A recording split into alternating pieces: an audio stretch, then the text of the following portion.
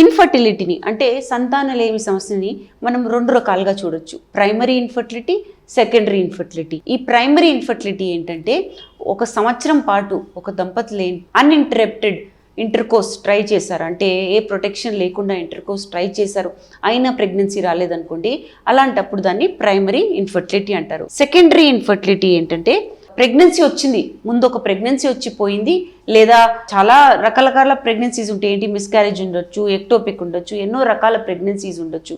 ఈ ప్రెగ్నెన్సీ వచ్చిన తర్వాత మళ్ళీ ప్రెగ్నెన్సీ కోసం కష్టపడుతున్నప్పుడు దాన్ని సెకండరీ ఇన్ఫర్టిలిటీ అంటారు.